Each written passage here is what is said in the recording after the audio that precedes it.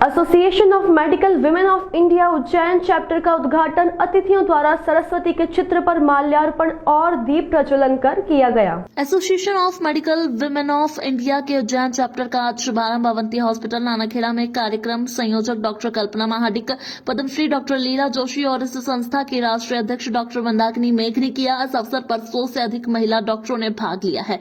Doctor लीला जोशी ने महिलाओं के प्रति हो रहे अत्याचार पर सख्त कदम उठाने की बात कही।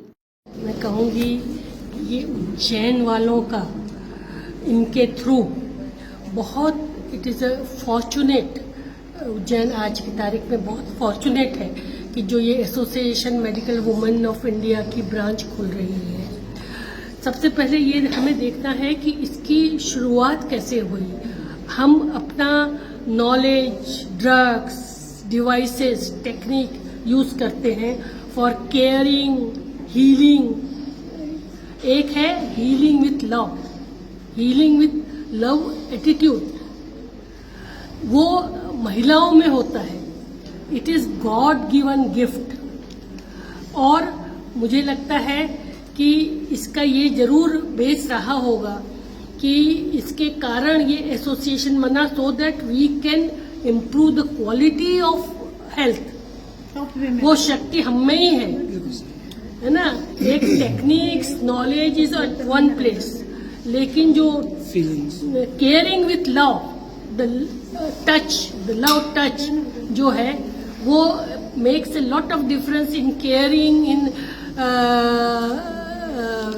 Treating the disease. तो वो एक बहुत इम्पोर्टेंट पार्ट है इसका कि क्यों ये विचार आया कि जब लेडी डॉक्टर ही नहीं थी, आप बताओ तो, लेकिन ये विचार आया। दैट इज बिकॉज, और यही एक बेसिक चीज है जिसके कारण जो हमारा नर्सिंग प्रोफेशन है, वो केयर्स फॉर द डिजीज, उसमें पहले केवल महिलाओं को ही लिया, क्योंकि ये हमारा गॉड गिवन गिफ्ट है, नेचर्स गिफ्ट है। अगर हम क्वालिटी सर्विस डेफिनेटली प्रोवाइड कर सकते हैं।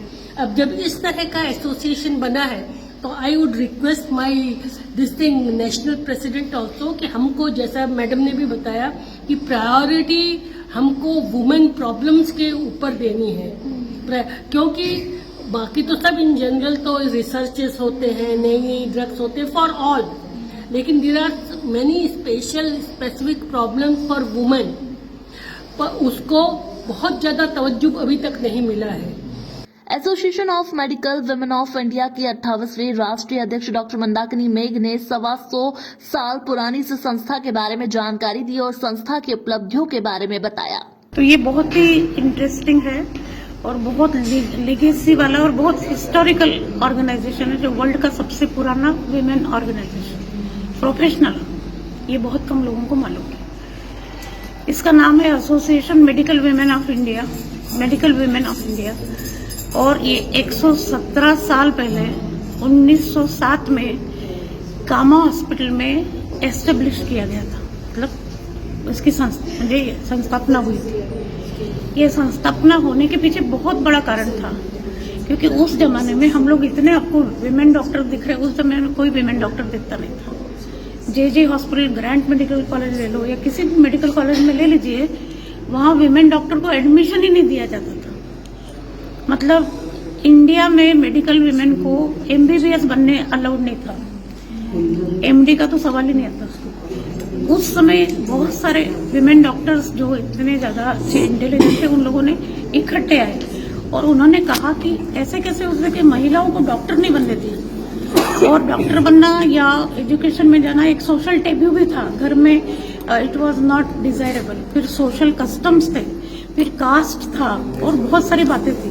और विमेन इतनी अच्छी, उस जमाने के ब्रिलियंट लोग थे, वो डॉक्टर्स बनना चाहते थे। फिर उन लोगों ने दे ऑल केम टुगेदर और उन्होंने ये संस्था का प्रस्तापन किया।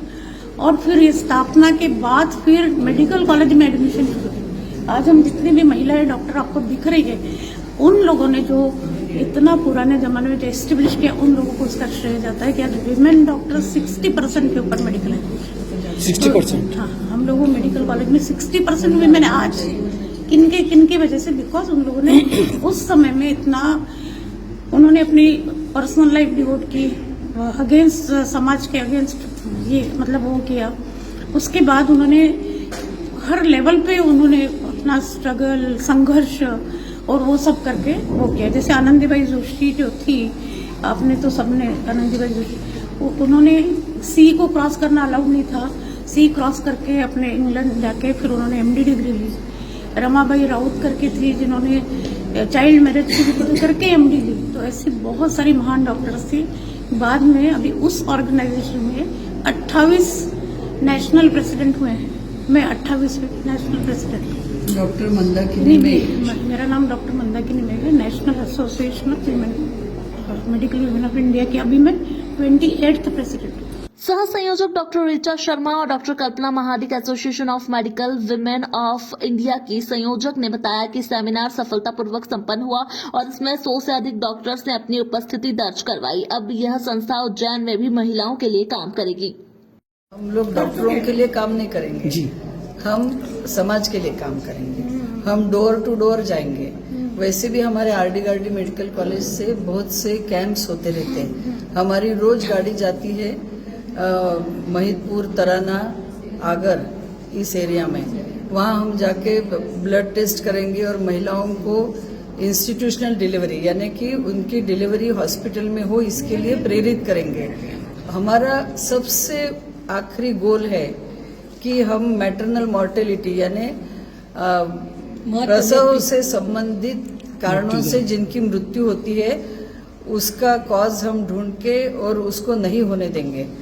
आज की तारीख में हमारा जो इंटरनेशनल गोल है कि 1 लाख महिलाओं के पीछे 1000 महिलाएं मरती थी पहले, मैटरनल डेथ। अभी वो होते होते 250 पे आ गया था 2015 में, और अभी 30 तक लाना है उसको। और देखिए केरला में वो 10 के नीचे आ गया। मैडम महाराष्ट्र में भी 16-17 तक आ गया है, पर हमारे मध्य प्रदेश में अभी बहुत ज्यादा है। कितना करीब? अभी 100 के करीब है। जैसे कि हम लोग मेडिकल कॉलेज में काम करते, एक बंद बिल्डिंग में काम करते, वहाँ तो जो पेशेंट आया उसका इलाज करते, पर हम लोग जब जहाँ डोर टू डोर जाएंगे, समाज में जाएंगे, तो लोगों को प्रेरित करेंगे। पहले मैडम हमने 95 में बहुत सारे पैप्समियर के कैंप भी करे हैं। हम लोग करेंगे। ये गर्भाशय का जो कैंसर होता है उसकी रोकथाम करने के लिए पैप्समियर नाम का एक टेस्ट होता है।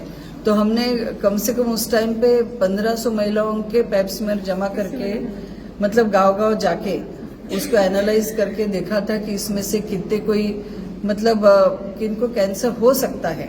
जिसको हो चुका वो तो अपने आप डॉक्टर के पास जाएगा।